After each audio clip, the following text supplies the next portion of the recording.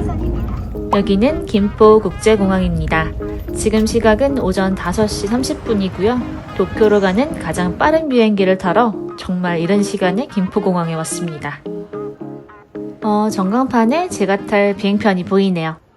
제가 탑승한 비행기는 일본항공 JL90편으로 오전 7시 50분에 대한민국 서울 김포국제공항을 출발해서 일본 도쿄 하네다 국제공항엔 오전 9시 55분에 도착합니다. 거리는 약 1186km, 737마일, 2시간 5분으로 예상되는 비행시간이었지만 실제 비행시간은 약 1시간 35분 정도 소요되었어요. 일본항공은 C카운터에서 체크인을 합니다. 퍼스트, 비즈니스, 이코노미로 카운터가 클래스별로 각각 운영되고 있습니다. 제가 탑승한 기제는 퍼스트 클래스가 없는데 항공사 상위 등급 승객이 이 줄에서 체크인을 하시더라고요. 김포공항이라도 안전하게 2시간 반 전에 왔는데 이 7시 50분 일본항공 JL90편의 체크인 카운터는 오전 6시에 열립니다. 그래서 일찍 와도 좀 기다려야 돼요. 체크인 시간부터 탑승까지 역으로 시간 계산해보면 그렇게 여유로운 시간은 또 아닙니다. 에어부산 보조배터리 화재 이후에 보조배터리 기내 반입 규정이 강화되었더라고요. 저 오랜만에 와서 어쩌지 하고 있었는데 제 차례가 왔습니다. 얼굴 확인하겠습니다. 가방 맡기실 거 옆쪽에 올려주세요. 가방 안에 보내시는 거 안에 배터리 라이터 전자담배 안 넣으셨죠? 그 보조 배터리 하나 있는데요. 보내시는 거 안에요? 아니요. 기내로? 네. 일단은 보내시는 거 안에는 안 넣으셔야 되고 기내로 가져가시는 거에 절연 조치하셨을까요? 지퍼백에 넣으시거나 아마 지퍼백 안에 넣으셔서 손으로 휴대하시면 되겠습니다. 안에 넣으셔서 가져가세요. 네, 감사합니다. 다행히도 지퍼백 챙겨주셔서 보조배터리를 넣고 기내 반입을 할 수 있었습니다. 참고하셔서 보조배터리 챙기시면 좋을 것 같아요. 짐은 한 개 하네다에서 찾으시고요. 저희 보딩게이트 39번 7시 30분 탑승 마감이니까 시간 늦지 않게 오십시오. 네. 라운지는 대한항공 라운지 출구장 안쪽에 있습니다. 네. 진검사 5분 정도만 기다렸다 가세요. 네, 감사합니다. 짐은 수화물 확인 모니터로 수화물 검사가 무사히 잘 되었는지 확인 후에 출국 심사대로 가면 됩니다. 김포국제공항 출국 심사대는 6시 10분에 열리는데요. 김포공항이 좀 아쉬운 게 상위 클래스 탑승 승객을 위한 우선 레인이 없어요. 그래서 아침 일찍 몰리는 시간은 또 꼼짝없이 이 긴 줄을 마주해야 합니다. 출국 심사와 라운지 이용, 면세품 인도까지 그렇게 여유로운 시간은 아니더라고요. 부지런히 움직여야 됐어요. 국내선 바이오 등록 승객이 오히려 전용 입구로 빠르게 들어갈 수 있더라고요. 전 제주도 안 간 지 15년은 더 돼서 일반 승객 줄에 서서 이동했습니다. 출국 심사를 받고 나서 면세구역으로 들어오니까 6시 20분이 지나고 있네요. 탑승 시간이 바로 1시간 뒤라서 빠르게 라운지로 가봤습니다. 일본항공 비즈니스 클래스 승객은 칼라운지를 이용할 수 있는데요. 출국 심사대에서 나오자마자 왼편 34번 게이트 쪽으로 가면 바로 찾을 수 있습니다. 제가 3월 15일에 방문했는데요. 대한항공 신규 BI로 바뀌어 있었어요. 이제 칼라운지가 아니라 코리안 라운지로 바뀌었습니다. 직역하면 한국인 라운지인가요? 카운터에서 여권과 탑승권을 확인받고 들어왔어요. 전 편안해 보이는 구석 좌석에 자리를 잡고 바로 뷔페로 가봅니다. 먹기 좋게 잘려진 커팅 과일, 요거트, 간단한 샌드위치류, 조각 케이크가 먼저 보였고요. 스낵과 과일 주스, 치즈와 크래커, 그 옆엔 와인을 비롯한 각종 양주들이 준비되어 있었습니다. 가볍게 마실 만한 데일리급 와인들이네요. 냉장고엔 소프트 드링크와 맥주, 생수도 있었어요. 커피 머신, 컵라면도 준비되어 있어서 자유롭게 가져다 먹을 수 있습니다. 따뜻한 음식으로는 볶음밥과 소불고기, 야채볶음, 소고기국, 샐러드도 있어서 적은 가짓수지만 간단한 식사를 해결할 수 있을 것 같네요. 비행기에서 기내식을 먹을 예정이지만 안 먹고 가면 좀 아쉬울 것 같아서 따뜻한 음식과 달달한 디저트까지 잘 챙겨 먹었습니다. 이제 탑승 시간이 가까워져서 게이트로 이동합니다. 탑승 전 면세품도 인도받고요. 탑승 시간이 좀 가까워져서 대기가 많을 줄 알았는데 인천공항만큼 많이 기다리지 않아서 다행이었습니다. 탑승구는 39번 게이트고요. 라운지만은 반대 방향 끝쪽에 위치해 있기 때문에 조금 걸어야 했어요. 김포공항은 올 때마다 건물의 여기저기서 진짜 오래된 느낌이 많이 납니다. 공항이 아니라 버스 터미널 같은 느낌? 창밖으로 제가 탑승할 일본항공 보잉 787-9 드림라이너 기종이 보이네요. 6년 된 기제로 주로 도쿄에서 서울, 상하이, 타이페이의 단거리 노선과 호놀룰루, 로스앤젤레스까지의 장거리 노선을 주로 비행합니다. 그룹 1번, 2번 손님 안내해드리겠습니다. 탑승권 확인 도와드릴게요. 비즈니스 클래스 승객은 그룹 2번으로 탑승을 할 수 있는데요. 노약자와 몸이 불편한 승객, 임산부, 어린아이와 동반한 승객들이 먼저 탑승을 한 후에 그룹 1번, 그 다음으로 탑승을 하게 됩니다.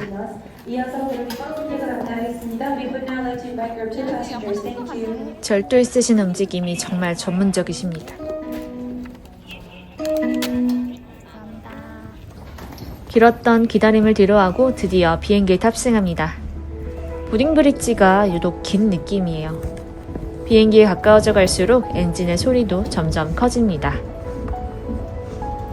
비행기 꼬리에 있는 빨간 찌루마루 마크가 눈에 띕니다. 일본 항공의 정신과도 같죠?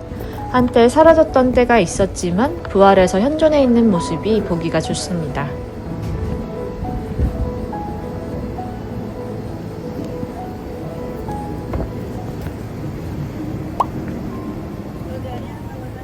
오하요 고자이마스.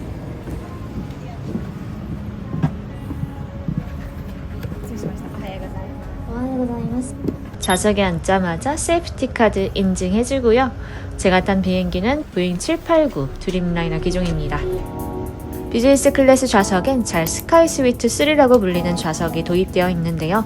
리버스 헤링본 좌석으로 헤링본 패턴과 같이 사선 형태의 좌석 배열이 특징입니다. 비즈니스 클래스는 121 좌석 배열로 총 7열이 있고요. 전 창측과 붙어있는 1인 좌석 6A에 앉았습니다.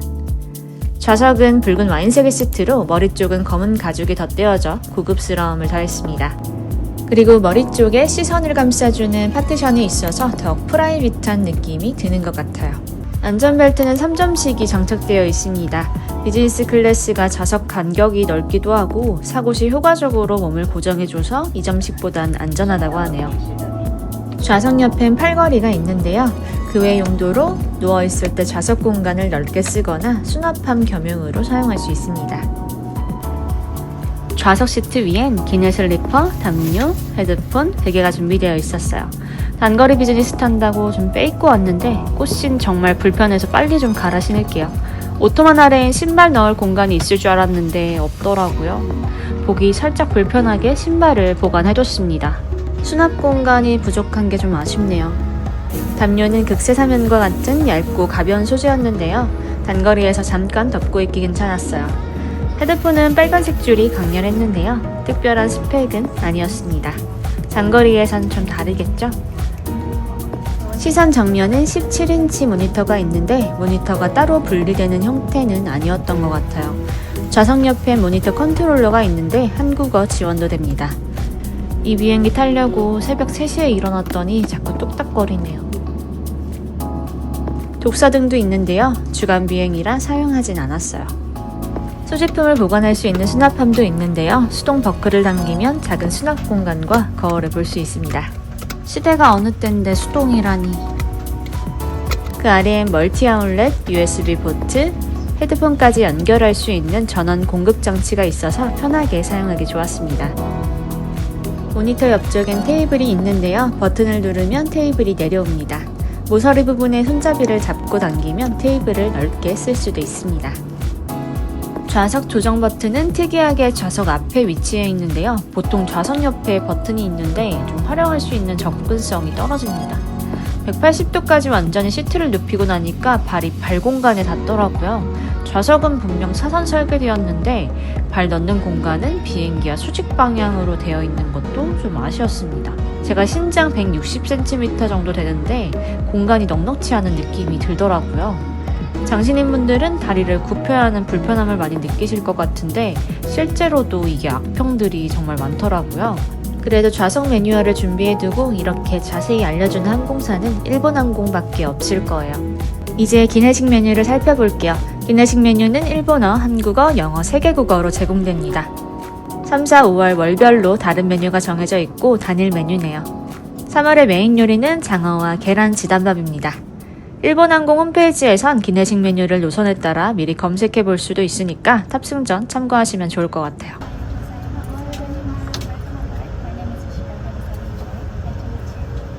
Can I get one Spartan original drink? And hot coffee, please. Would you like some whipped cream sugar or coffee?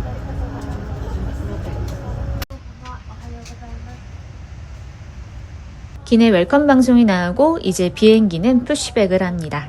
We will soon be showing our safety demonstration. 곧이어 기내 안전 영상도 나옵니다. 기내 안전 영상은 무려 4년 전에 나온 영상이지만 자세한 대피 지침이 나와 있는데요.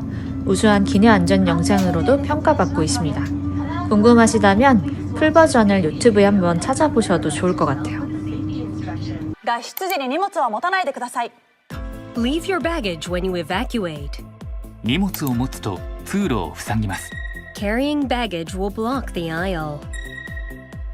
どうぞごゆっくりお過ごしください。 We wish you a pleasant flight.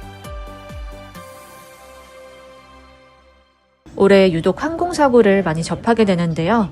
기내 안전 영상도 꼭 잊지 말고 숙지해둬야겠습니다. 이제 비행기는 활주로로 이동합니다. 날씨가 너무 흐려서 아쉽네요.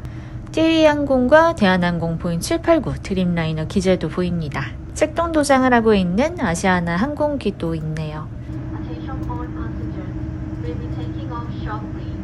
비행기는 이제 이륙합니다.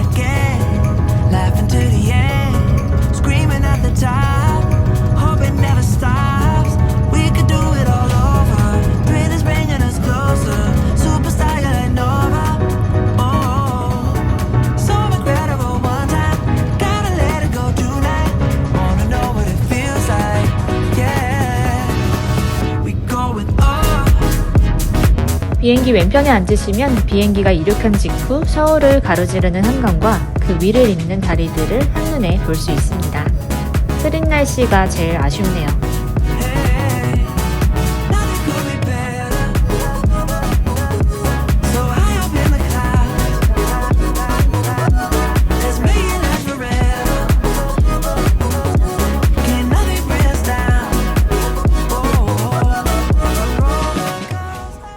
이륙 후 5분 뒤에 기내 와이파이를 사용할 수 있는데요. 비즈니스 클래스는 1시간 무료 사용이 가능합니다.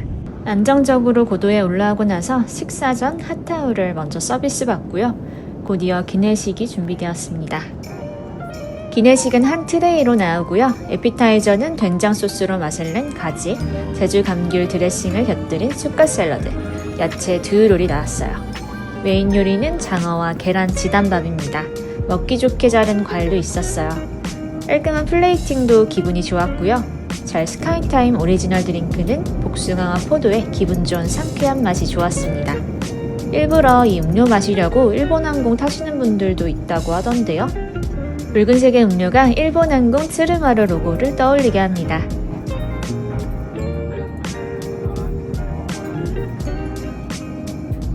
기내식으로 장어덮밥을 먹을 줄이야.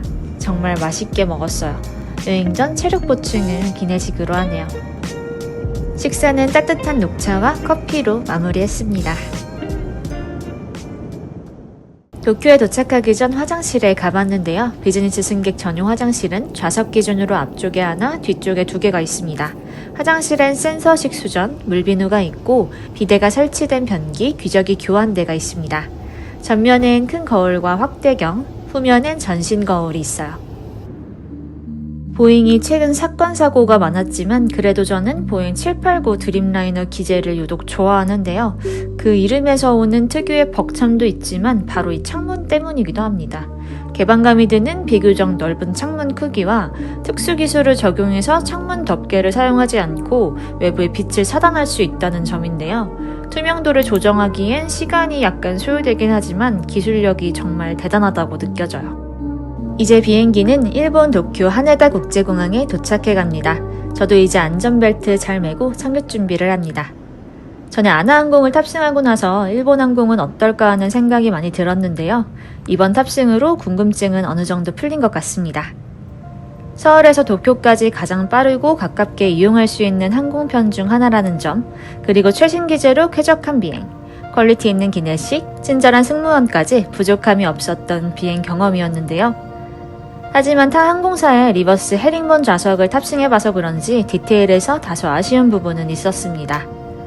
수납 공간이 생각보다 넉넉지 않다는 점, 좌석을 180도 펼쳤을 때 아담한 발 공간이 많이 아쉽더라고요. 비교적 단신인 제가 느꼈을 때 답답했을 정도로요. 장거리 비행에선 분명 단점으로 꼽힐 것 같고요. 웰컴 드링크 서비스는 없고 사전 기내식을 주문할 수는 있지만 기내식은 단일 메뉴, 음료 메뉴도 단거리에 맞춰 아주 간소화되어 있었는데요. 제가 전에 김내다 아나항공 탑승했을 땐 샴페인도 제공되고 음료 옵션도 정말 이상하다 싶을 정도로 다양했는데 아무래도 둘 다 일본 항공사이다 보니 비교가 되긴 하네요. 그래도 짧은 비행에 전반적으로 만족스러웠던 비행이라고 할 수 있을 것 같아요.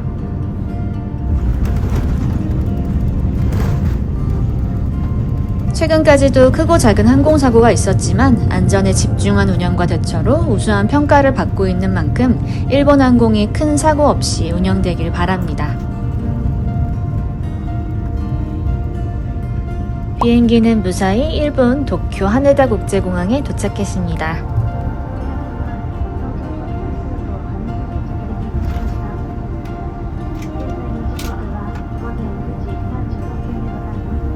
오랜만에 도쿄에 다시 왔는데 몇 번을 와도 또 새로운 느낌이네요. 저의 여정은 여기서 끝이지만 다음 여행은 계속됩니다.